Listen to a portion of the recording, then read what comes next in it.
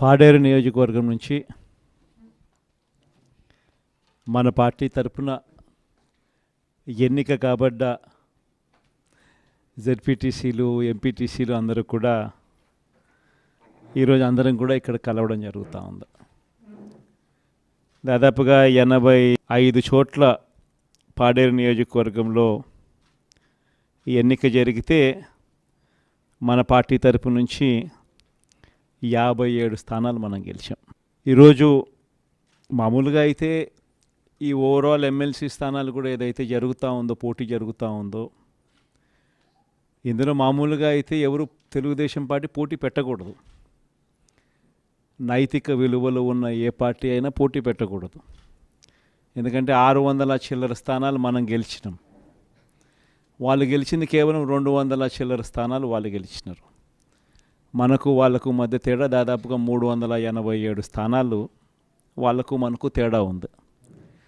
గెలిచిన వాళ్ళంతా కూడా మన పార్టీ గుర్తు మీద, మన పార్టీ జెండా మీద గెలిచిన వాళ్ళు. వాళ్ళ సైడ్ అయినా అంతే, మన సైడ్ అయినా అంతే. మరి అటువంటప్పుడు మెజారిటీ లేనప్పుడు ఎవరైనా కూడా పోటీనే పెట్టకూడదు. మామూలుగా మీ జగనే ముఖ్యమంత్రి స్థానంలో ఉండి ఇటువంటి పరిస్థితి కనుక ఉంటే, వాళ్ళకే కనుక మెజారిటీ కనుక ఉంటే అసలు మనం పోటీ పెట్టుండే వాళ్ళమే కాదు. ఎందుకు పోటీ పెట్టాలి? ఎందుకు డబ్బులు ఇచ్చి కొనుగోలు చేయాలి? వేరే పార్టీ గుర్తు మీద గెలిచిన వాళ్ళను ప్రజలు వాళ్ళకు ఓట్లు వేసింది ఆ పార్టీ గుర్తును చూసి, ఆ పార్టీ పేరు చెప్పి, ఆ పార్టీ గుర్తును చూసి, ఆ పార్టీ తరపున వెళ్ళి ఓట్లు అడిగిన తర్వాత, గెలిచిన తర్వాత అటువంటి వాళ్ళను మనం ముఖ్యమంత్రిగా ఉన్నాం కదా, పోలీసులు మన చేతుల్లో ఉన్నారు, అధికారులు మన చేతుల్లోనే ఉండరు, డబ్బులు మన దగ్గర దండిగా ఉన్నాయి కాబట్టి ఆ డబ్బులు మనం ఖర్చు చేసి మనం ఎటువంటి పరిస్థితుల్లో అధర్మంగా అయినా కూడా మనం గెలిచాలి కదా అని ఆలోచన చేసి అదే కార్యక్రమం ముఖ్యమంత్రిగా ఉన్న వ్యక్తిగా మనం చేసి ఉంటే ఆ ధర్మమేనా? ఇది ధర్మం కాదు. చంద్రబాబు నాయుడు నైజం మాత్రం చూపిస్తూనే ఉన్నాడు. ఈరోజుకి కూడా అధర్మంగా యుద్ధం చేసే కార్యక్రమం జరుగుతూనే ఉంది.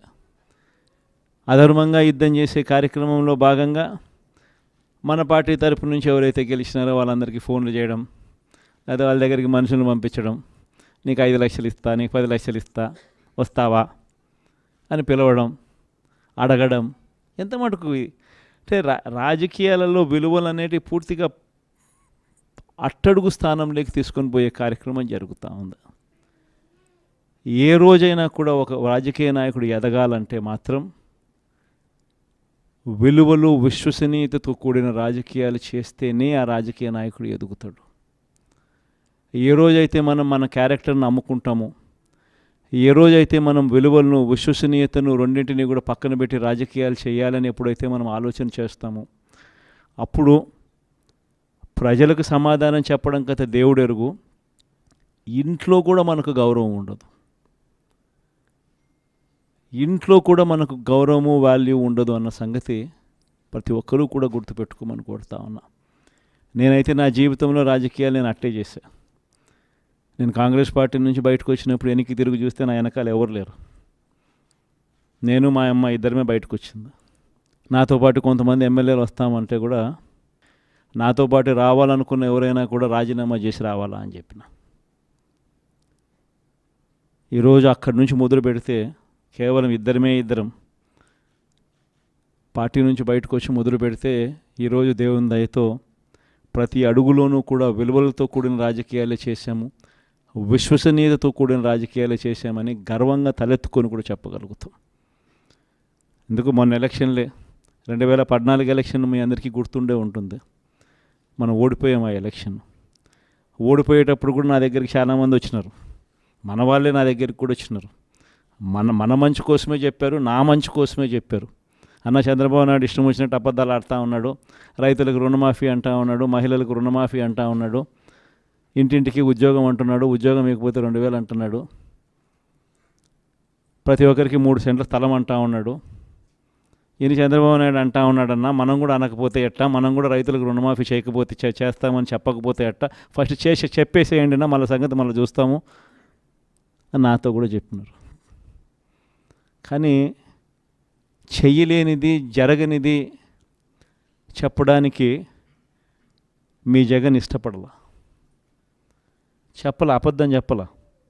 అబద్ధం చెప్పనందుకు ఆ ఎన్నికల్లో మనం ఓడిపోయినాం. ఓడిపోయి ప్రతిపక్షంలో కూర్చున్నాం. దాని తర్వాత చంద్రబాబు నాయుడు పరిపాలన చేశాడు. అడ్డగోలుగా ఆయన చెప్పినవన్నీ అబద్ధాలు అని చెప్పి ప్రజలందరూ కూడా నమ్మేట్టుగా, ప్రజలందరికీ కనిపించేట్టుగా చంద్రబాబు నాయుడు అనే వ్యక్తి ప్రజలను మోసం చేశాడు అన్నది తెలిసేట్టుగా ఆ తర్వాత 2019 ఎన్నికలు వచ్చేసరికి ఏకంగా చంద్రబాబు నాయుడు అనే వ్యక్తికి డిపాజిట్లు కూడా దక్కని అందువానమైన పరిస్థితులకి పోయాడు.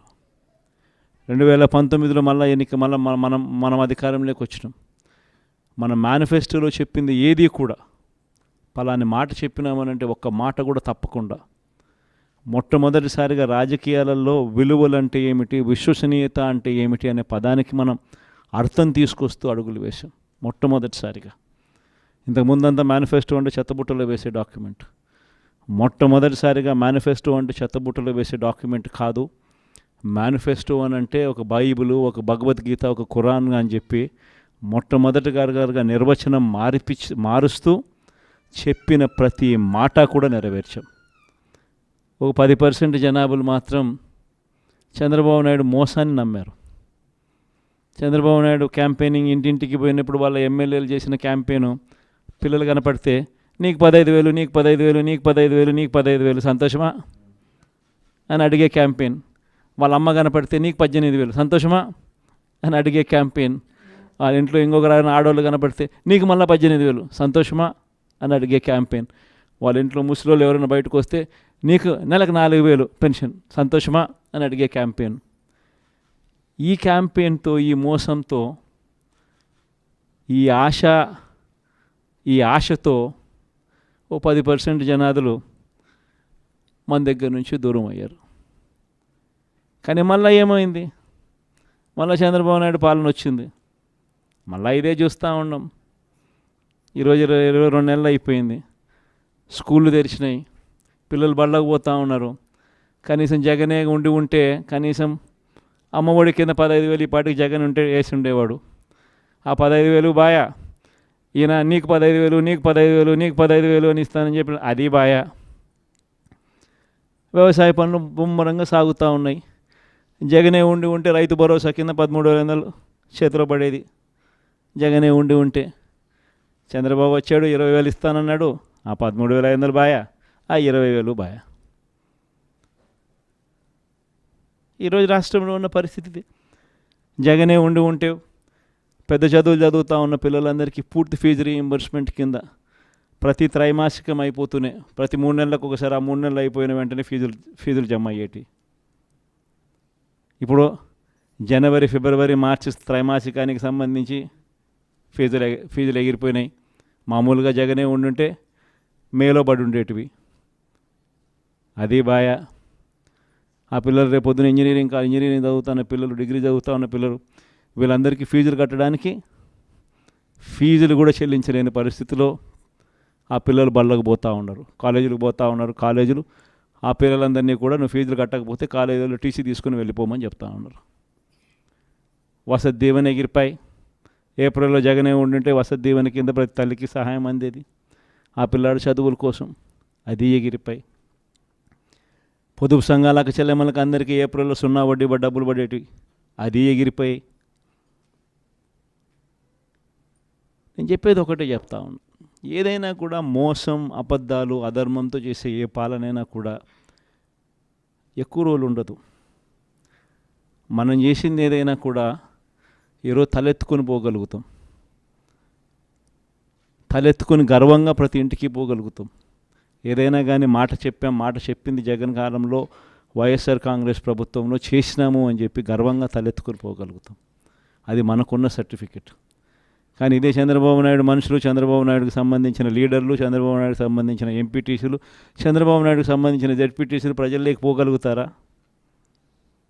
ప్రజల్లోకి వాళ్ళు పోతే ఏమైందయ్యా సూపర్ 6, ఏమైందయ్యా సూపర్ 10లు, ఏమైందయ్యా నువ్వు ఇచ్చిన మాటలు అని చెప్పి అడిగితే సమాధానం చెప్పుకోలేని పరిస్థితుల్లోనే తన మొత్తం క్యాడర్ కూడా అయిపోతుంది. అది వాళ్ళకు మనకు ఉన్న తేడా. మీ అందరితో కూడా నేను ఒకటే చెప్తా ఉన్నా, మనము